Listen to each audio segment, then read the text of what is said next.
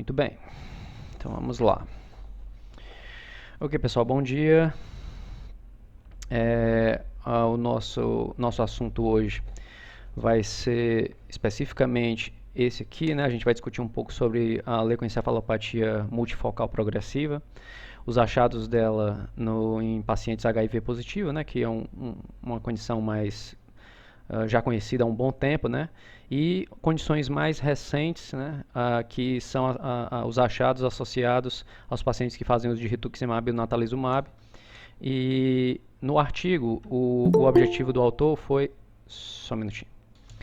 Então, como eu estava dizendo, né? Então, o artigo foca exatamente em fazer essa comparação entre os achados da LEMP em pacientes HIV positivos, comparando com pacientes que usam rituximab e os pacientes que usam o natalizumab, né? E o objetivo do artigo é mostrar que há uma proximidade de achados neuroradiológicos entre os pacientes HIV com o rituximab do que em relação aos achados associados ao natalizumab.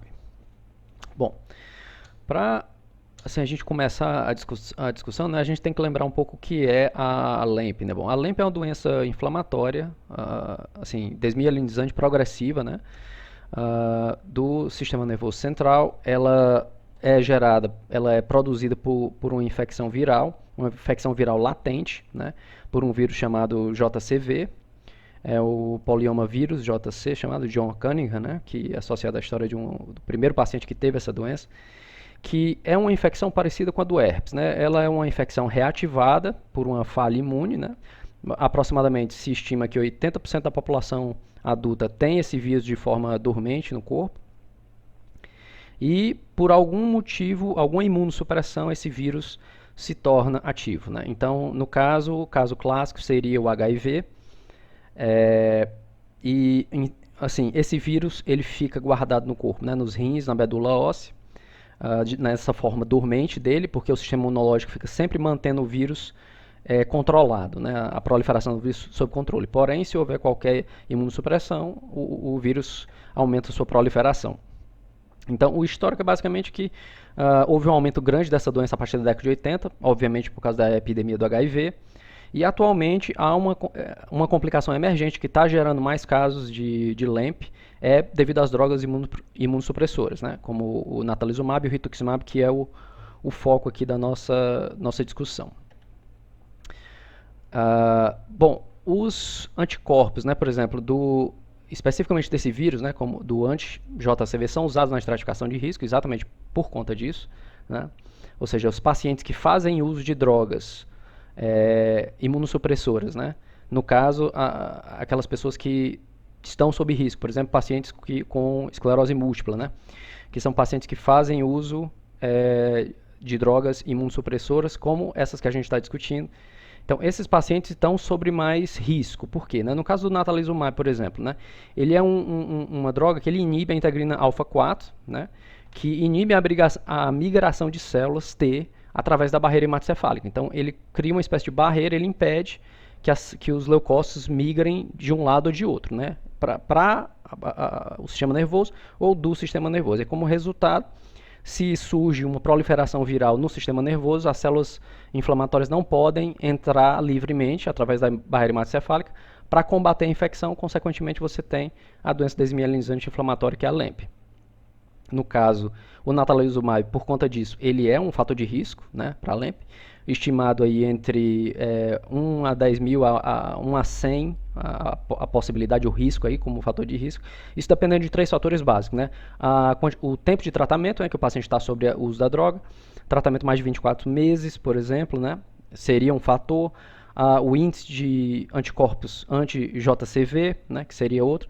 E o outro seria o uso de imunossupressores previamente, né? Esses são os critérios de estratificação de risco, especificamente no caso dos pacientes com esclerose múltipla, né? O rituximab seria uma outra droga, né, que é utilizada porque ela é uma droga assim, anti-CD20, né, que ela provoca morte celular, células B, células T, né, por uns 3 processos diferentes, e ela é utilizada para diminuir um excesso de células em casos patológicos, no caso de malignidades hematológicas, doenças autoimunes, né? Então, ela tem essa ação especificamente para evitar o excesso em processos patológicos. Porém, no caso, como ela gera uma imunossupressão, né, ela bloqueia a proliferação e o tempo de vida dessas células, ela também favorece a LEMP por uma razão menor. Né? O risco dela seria um fator de risco de 1 para 32 mil, é consideravelmente menor do que o do natalizumab, porém é considerável também. Então, pacientes que fazem o do rituximab também estão sobre risco, exatamente por conta disso. Né? A depleção das células de defesa desses leucócitos favorece a proliferação viral, né, que essas células fazem o controle.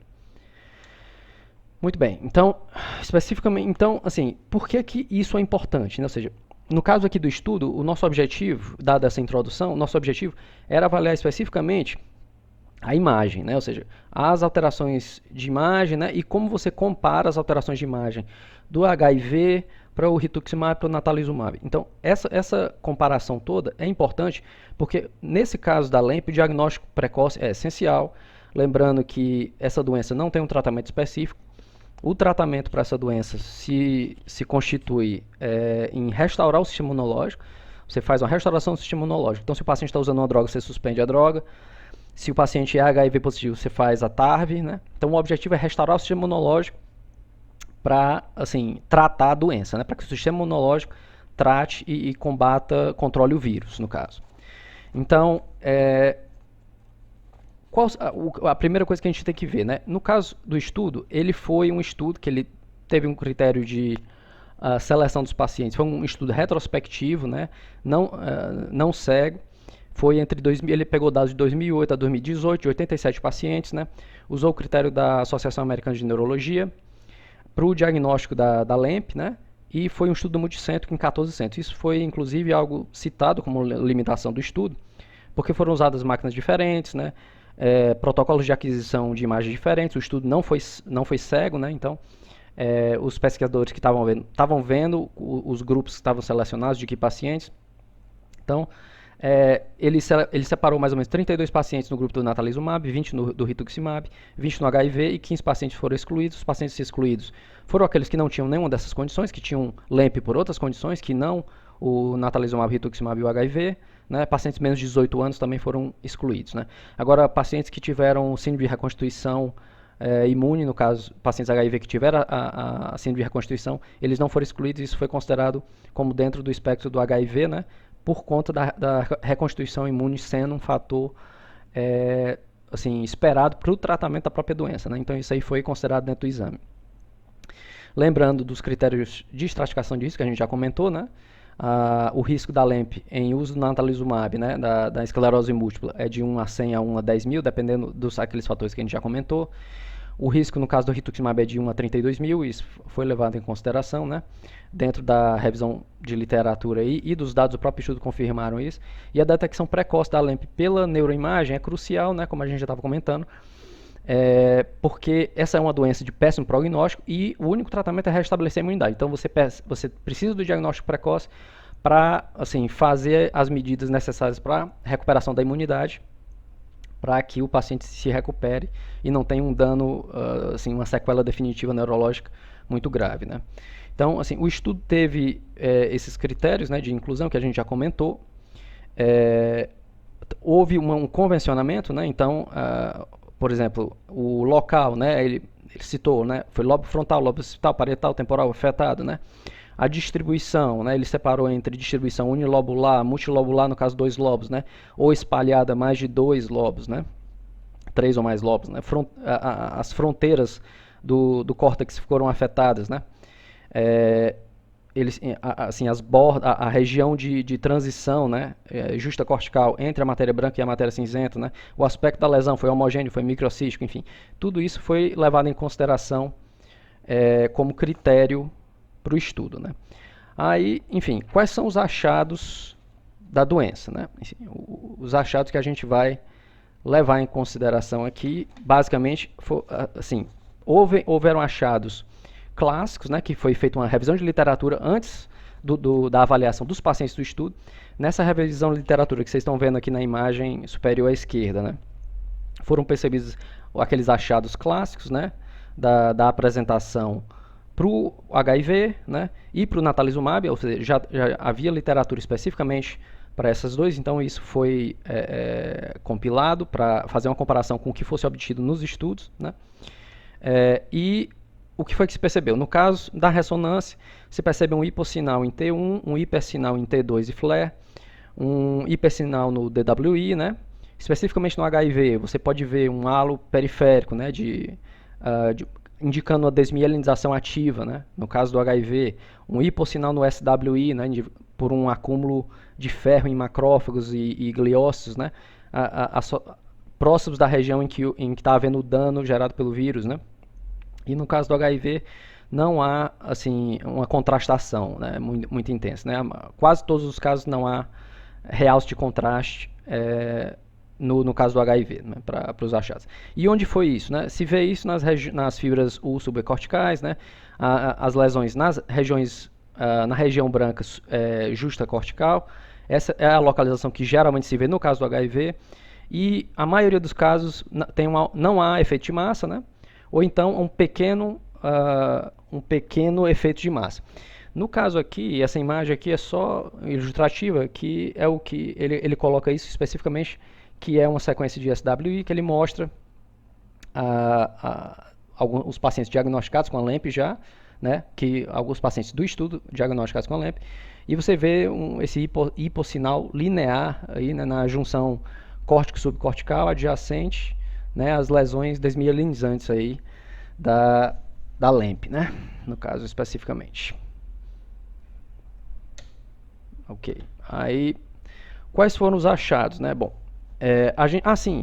isso eu acabei esquecendo de dizer. Os achados para o natalizumab, né? Que a gente viu os achados para o HIV. Bom, o natalizumab é praticamente o mesmo do HIV, mas a diferença, que foi uma diferença crucial, de acordo com o próprio artigo, é que no natalizumab foi percebido um ataque à substância cinzenta, né? Que não se percebe no HIV, né?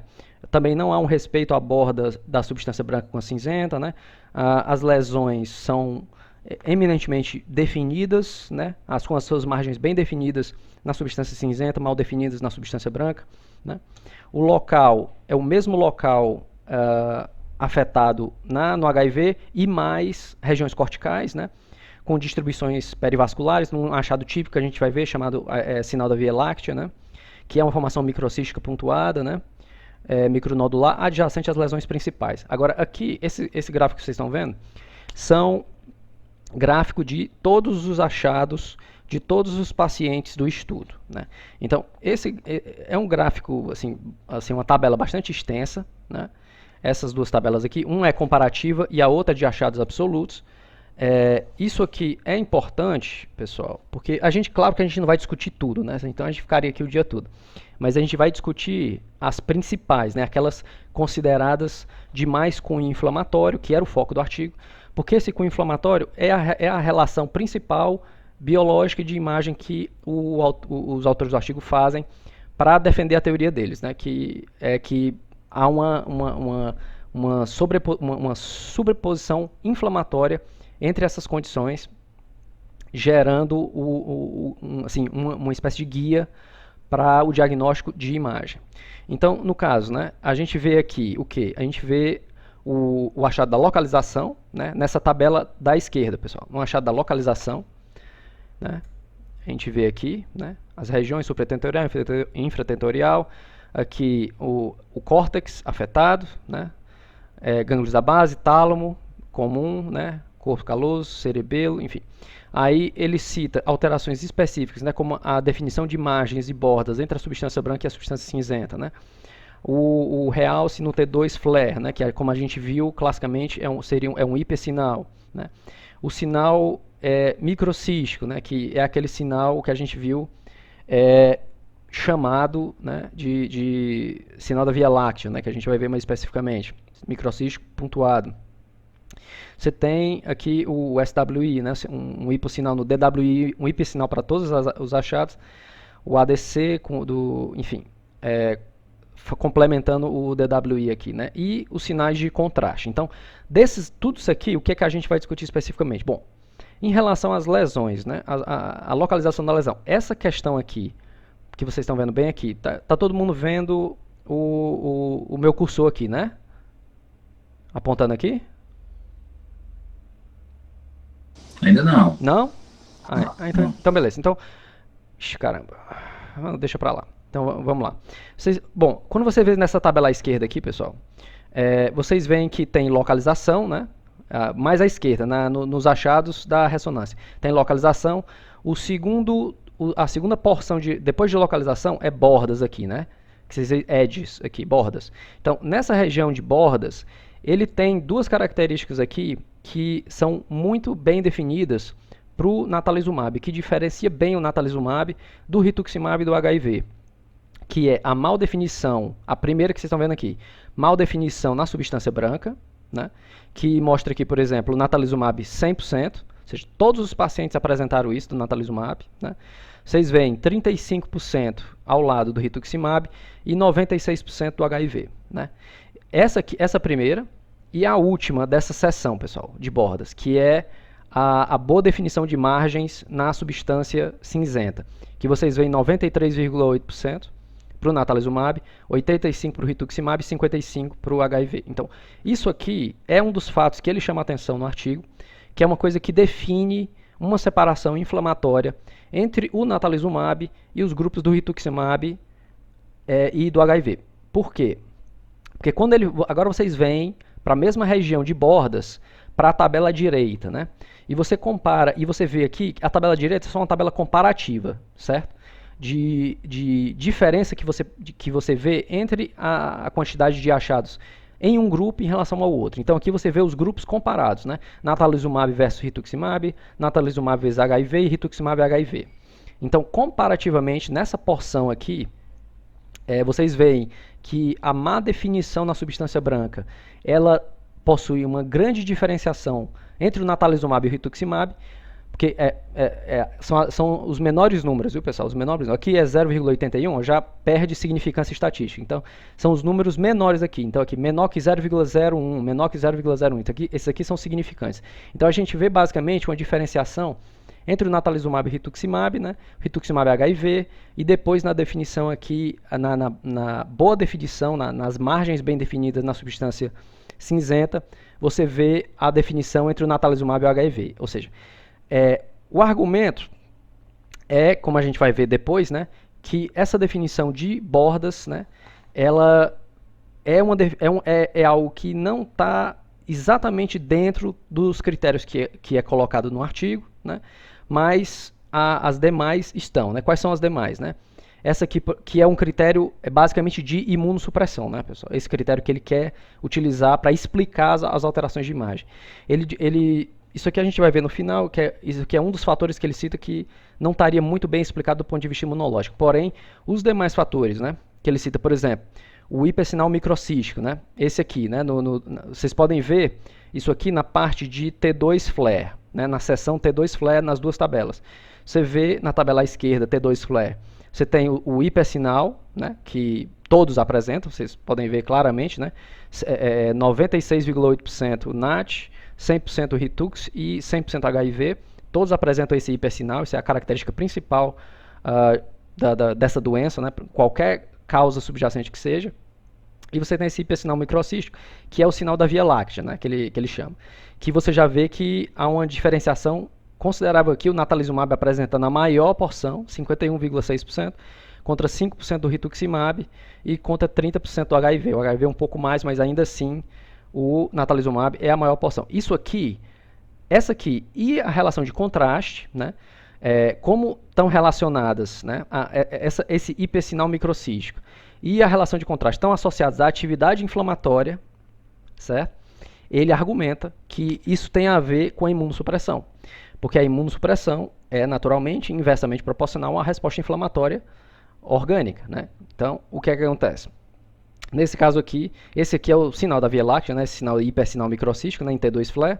Então, você vai ter um nível muito maior no natalizumab, e quando você vem na seção comparativa, você vê que, extraordinariamente, você vê uma diferença no grupo natalizumab versus rituximab, né? Ou seja, comparativamente, essa é a maior diferença. O que bate com a tabela da esquerda, quando você vê que a diferenciação é realmente 51,6% para o natalizumab e 5% apenas para o rituximab. Ou seja, há muito mais detecção disso no grupo do natalizumab do rituximab.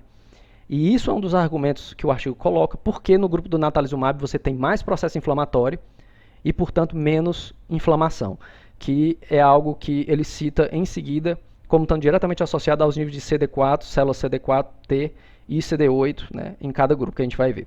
Então, o sinal da Via Láctea é esse que a gente acabou de comentar.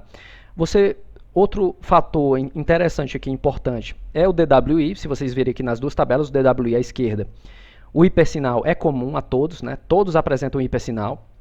Isso é outra coisa. Então você vê hipersinal em T2 flare e hipersinal em DWI. Isso aqui é padrão nos três grupos. Você vai ver esse hipersinal. Agora, um halo de desmielinização, um halo periférico, né, de desmielinização, indicando uma desmielinização ativa, você não vai ver em todos, né? Você não vai ver, por exemplo, muito no natalizumab. Você vai ver mais aonde? No rituximab e no HIV. Então, ele argumenta o seguinte: como no rituximab e no HIV, a gente vai ver isso depois, há maior imunossupressão, né? Como há maior imunossupressão nesses grupos, há menos resposta inflamatória. E se há menos resposta inflamatória, tem menos células de defesa combatendo o JCV no sistema nervoso central, consequentemente, o processo citotóxico do JCV produzindo a desmielinização é menos combatida. Consequentemente, você vai ver mais desmielinização no rituximab e no HIV, né? A gente vai ver uma relação disso diretamente com os níveis de CD4 e CD8, né, daqui a pouco. Outro fator importante é o contraste, que também está associado à característica inflamatória. É a última seção, pessoal, das tabelas, dos dois lados. As duas tabelas, elas são espelhadas, certo? As seções que tem em uma, tem em outra. Você já deve ter notado aí, né? Então, na última seção das duas tabelas, você tem o contraste. Aí você tem os tipos de contraste, né? Contraste periférico, homogêneo, pontuado, né, multicístico e remoto ou distante. A porção periférica é mais característica, como vocês veem, do rituximab, né? 45% vocês veem aqui. E eu estou só citando as principais aqui, né? A micronodular, você vê, né, que é a pontuada ou micronodular, né, ou microcística. É basicamente o natalizumab, né, o responsável, e um segundo lugar distante aqui para o HIV, né? E no caso do contraste distante ou remoto, você tem um maior nível aqui também substancial para o natalizumab. Então, como o contraste está associado, né, a processo inflamatório, ele cita também, ele cita que esses achados de contrastação, né, associados à resposta inflamatória, como a resposta de contrastação pontuada, né, ou distante, elas se relacionam diretamente à separação entre esses grupos por resposta inflamatória. Então você tem o grupo do natalizumab, né, com alta resposta inflamatória e menor imunossupressão, naturalmente, e o grupo do rituximab do HIV com maior imunossupressão e menor resposta inflamatória. E você vê, quando você faz as comparações, que os grupos, aqui na tabela à direita, que os grupos do contraste, em que você vê a maior diferença é rituximab e natalizumab, no caso do periférico. Você vê no micronodular natalizumab e rituximab. E no remoto distante, a última aqui, você vê a maior significância, né, nos grupos natalizumab e rituximab e natalizumab HIV. Ou seja, diretamente associado à resposta inflamatória. Então, agora a gente vai discutir... vamos primeiro ver aqui algumas imagens, né? Já a gente discutiu muito de imagem. Vamos discutir alguns achados de imagem aqui e depois a gente vai discutir tudo isso que a gente está falando, todos esses achados, né? Então, aqui é uma imagem de um paciente HIV positivo, né? Vocês estão vendo aí. Você vê um acometimento aí, no caso, infratentorial, que é um acometimento típico do HIV, né? O HIV acomete, a gente vai ver na parte de discussão, basicamente, as porções infratentoriais do tronco encefálico e do cerebelo. Você vê um acometimento cerebelar aí à direita, né? Nesse paciente acima aí. Você tem, esse paciente foi diagnosticado dentro desse estudo, né? Com essa lesão cerebelar desmielinizante, que se mostra em A e B aí, né? Tem uma das lesões aí tão contrastadas, né? Vocês tem um sinal uma sequência de DWI, né? Com o mapa ADC aqui, né? Vocês veem aqui, nessa imagem C, vocês veem um realce periférico, aquilo que a gente estava dizendo, né? O realce periférico, esse halo periférico, indicando desmielinização ativa, que é aquilo que a gente não encontraria, por exemplo, na nossa imagem do natalizumab, né? Porque, como o artigo bem coloca, a imagem do natalizumab, ela inclui uma maior resposta inflamatória. E eu coloquei uma outra imagem aqui de fora, que também tinha uns achados típicos interessantes, né? A gente vê aí a direita aí superior, né? Aliás, perdão, a esquerda superior, né? Você tem um axial T2, né? E um flare no superior à direita. Abaixo à esquerda você tem um T1, né? E abaixo à direita um T1 também com contraste, né? Nesse paciente diagnosticado com HIV, isso aqui é um caso de fora, viu, pessoal? Não é do artigo, só citei pelos achados bem característicos da imagem. E esse paciente tinha um baixo nível de CD4, né, naturalmente, o que pressupôs a LEMP, no caso, né? Você vê as lesões multifocais, né, parieto-occipitais na substância branca, né, com envolvimento subcortical das fibras U, né, e uma ausência de efeito de massa, né? Lembrando que no caso do HIV o efeito de massa ou ele é ausente, a maioria das vezes ele é ausente, ou se ele é presente é na minoria dos casos. No caso do natalizumab, a gente tem basicamente a mesma localização das lesões que a gente já viu no caso do HIV, mais acometimento cortical. Basicamente esse é o quadro, né? Aqui no caso, esse aqui é a imagem apresentada no artigo. Você vê o acometimento aqui da substância branca justacortical, né? Você vê nessas regiões aí tem um acometimento talâmico também. Nessa imagem, a partir de B aí, você vê essa imagem pontilhada, né, microcística, micronodular, isso aí é característica do sinal da Via Láctea chamado, né, que é assim, uma resposta considerada inflamatória no uso do natalizumab, né. Você vê um acometimento aí nas demais imagens aí, DE também, você vê um acometimento aí frontal, né, também com imagens micronodulares, né, características, e ao final aí ele coloca uma imagem ADC e DWI, mostrando o hipersinal característico e padrão dessas lesões no DWI, né, que todos esses grupos tanto do NASH, Rituxi e o HIV, eles apresentam esse mesmo achado padrão, né. Aqui é uma outra imagem de fora, só para mostrar mais alguns detalhes, né, desses achados do natalizumab. O natalizumab tem assim, literatura citando esses achados especificamente dele. Aí você vê aqui, né, à esquerda, né, você tem esse axial flare aí, e à direita um T1 contrastado, né, e você vê esse é um paciente com esclerose múltipla, né, que em uso do natalizumab, né, e ele desenvolveu a LEMP, né, mostrando essa hiperintensidade aí, infiltrativa, né, pegando porção temporal, parietal, occipital da matéria branca, né, assim como o esplênio do corpo caloso, está afetado aí também, como vocês podem ver, né, e tem um muito leve, né, assim, um realce muito leve nas margens aí, que é o que essa seta dupla aqui, né, na imagem à direita mostra aqui, né, esse levíssimo realce aí, né? Então esses são basicamente os achados. Uma outra coisa interessante aqui, na imagem à esquerda, pessoal, certo? A imagem C aqui. Vocês veem aqui nessa imagem a citada, né, a citada definição das margens, né, na substância cinzenta. Vocês podem ver aí, né, ele aponta na imagem C aí à esquerda. Ele aponta essa definição, né, na substância cinzenta e a indefinição de margens na substância branca. Você vê uma do lado da outra aí, perfeitamente essa diferenciação.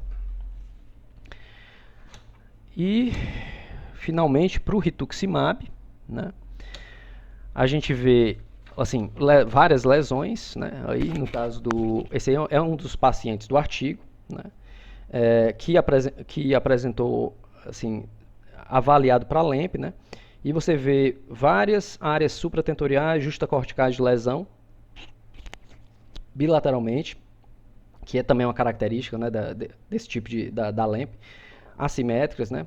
Você vê no DWI também aí um acometimento, né, o mapa de ADC do lado mostrando a imagem complementar. Você não vê aquele halo de restrição, né? Como você vê, por exemplo, no HIV. Vocês lembram lá no HIV, no DWI e no ADC, você via aquele halo de restrição ao redor que você não vê, né, no Rituximab, embora você vê, aliás, você vê um pouco aqui, deixa eu ver aqui, deixa eu ver aqui, cadê o ADC? Tá aqui. Ele mostra esse aumento de sinal, né, com a difusão, né, exatamente, é isso mesmo. E aqui embaixo ele mostra com o contraste, né, aqui nas imagens D e E já a parte contrastada, né,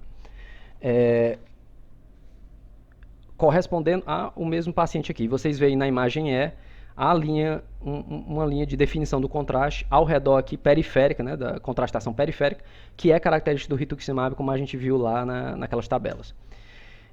Esse outro aqui é um caso que eu peguei de fora, né, um caso relatado no Science Direct, que é um site bastante interessante, que ele tem vários relatos de casos. Esse é um caso especificamente de um paciente, 60 anos, que se apresentou com alteração de comportamento, fala, né, déficit de atenção, e ele foi diagnosticado com um linfoma folicular não Hodgkin estágio 3. Né? Ele entrou em tratamento com rituximab, ciclofosfamida, né, e outras drogas, e por um ano de manutenção do rituximab, né? E como resultado, ele se apresentou com a LAMP, ele foi feito um PCR que detectou a presença do JCV, e com essa imagem aí foi fechado o diagnóstico de LAMP para esse paciente. Pronto. Agora que a gente viu os achados, né, de cada tipo de grupo, vamos citar especificamente, né, quais foram as discussões e quais as conclusões desse artigo, né? Bom, primariamente, os achados que, de acordo com o autor do artigo, né, eles têm uma correlação direta com a teoria inflamatória que ele coloca. Lembrando que essa teoria inflamatória é de que há uma relação, uma separação entre os grupos do natalizumab com o grupo do rituximab e do HIV. Ou seja, ele faz essa separação dizendo que o HIV tem uma proximidade inflamatória maior com o rituximab, né, proximidade inflamatória de baixa inflamação. Lembrando, né? Alta imunossupressão no caso do rituximab HIV e mais inflamação e menos imunossupressão no caso do natalizumab. Então ele diz que essa separação explica a maioria das alterações no artigo. Esse é o argumento principal dele. Por exemplo, o halo de desmielinização, que você vê no DWI, é um dos achados associados diretamente à atividade do vírus, que o artigo coloca como sendo um fator provável consonante, né, concorrente à explicação pela mensuração inflamatória biológica dos marcadores inflamatórios nesses casos, né? A relação do CD4 com CD8, ela está diretamente relacionada com isso. No estudo, eles separaram 10 pacientes do natalizumab, 12 do Ritux e 15 do HIV. Esses pacientes foram medidos a sua relação CD4-CD8, com uma média de CD4-CD8 de 1,95 para o natalizumab, 1,02 para o rituximab e 0,12 para o HIV, né? Ou seja, indicando claramente, a análise estatística mostrou uma imunossupressão muito mais proeminente no grupo do HIV, né? Em segundo lugar, do rituximab, e bem mais acima, bem mais distante, o natalizumab. Ou seja, ele diz que essa relação, e isso se mostra pelo método estatístico que ele utilizou, como significante essa diferenciação e essa separação. Esse gráfico aqui não é do artigo, pessoal, é um gráfico que eu peguei em um outro artigo falando da relação entre o CD4 e o CD8, né? E a avaliação de imunidade, né? Mostrando que quanto menor o CD4, você tem uma maior relação inversa, então uma menor relação CD4-CD8, né? Indicando uma maior perda de imunidade e de capacidade de resposta inflamatória, né? E o artigo também cita alguns achados nos pacientes que não podem ser explicados por essa teoria, né? Ele diz, por exemplo, que o fato do HIV atingir... pessoal, eu estou falando HIV aqui, é a LAMP, viu? Quando eu falo HIV, natalizumab, por favor, entendam, não é as drogas, não são as drogas e o HIV que estão gerando isso. Isso aqui é a LEMP causada pelo HIV, só lembrando, certo? Para ficar bastante claro. A LEMP causada pelo HIV, a LEMP causada como resultado do natalizumab do rituximab, certo? Não são as drogas, não é o HIV diretamente que causa essas lesões. No caso da LEMP causada pelo HIV, né, afeta basicamente tronco e cerebelo, né, basicamente infratentorial. No caso do natalizumab do rituximab, a maioria das vezes são lesões supratentoriais. Ele disse que isso é um achado que se mostrou no estudo, que ele afirma que até o momento não há uma explicação dentro do que ele coloca, né, dessa explicação inflamatória, de por que isso se coloca dessa forma, né. Aqui é só um exemplo, né, de um paciente HIV positivo que apresentou LEMP, você vê o acometimento aí cerebelar à esquerda, né. Lembrando que esse acometimento cerebelar geralmente é perto dos pedúnculos cerebelares médios, né. O ataque cortical, que acontece, por exemplo, no grupo do natalizumab, né, e o padrão de bordas visto, né, majoritariamente no grupo do natalizumab, né, aquele padrão de bordas de excelente definição de bordas na substância cinzenta, má definição de bordas na substância branca. Esse padrão é outra coisa que ele diz que eles não conseguiram fazer uma relação direta disso com essa proporção de depauperação imunológica gerada, né, com essa ordem, né?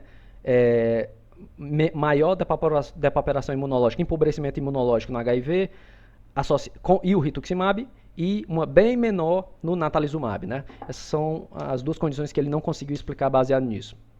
Então, basicamente as conclusões, né? A neuroimagem, né, da LEMP por rituximab geralmente guarda relação de similaridade maior com a LEMP por HIV do que aquela por natalizumab, né?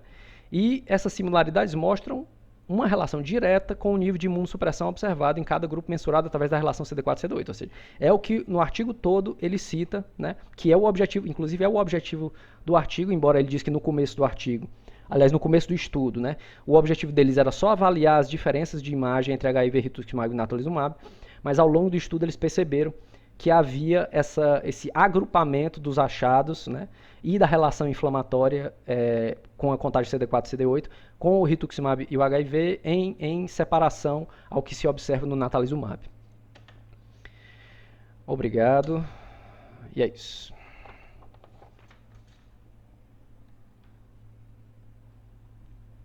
Você vê como a neuroradiologia tem muitos desafios, né? Uma doença com 3 formas de apresentação, né? No HIV, nos pacientes usando 2 drogas, né? Essas 2 drogas, geralmente, a maioria dos pacientes usam em esclerose múltipla, né? Isso. Em algumas doenças oncológicas. Né? Muito bom, Jordan. É um artigo interessante, né? Ficou assim bem clara aí a diferença, a apresentação. Eu gostei bastante. Se alguém quiser fazer algum comentário, vou ficar à vontade. Se não tiver ninguém para comentar, obrigado aí, Jordano, pela apresentação, excelente apresentação. Obrigado, professor. Viu? Muito bom mais uma vez. E uma boa semana a todos. Depois você me manda aí a gravação e o PowerPoint, por favor. Tranquilo, professor. Jordano. Sem problema. Obrigado, hein? Valeu. Boa semana, professor. Boa semana, professor. Abraço, pessoal.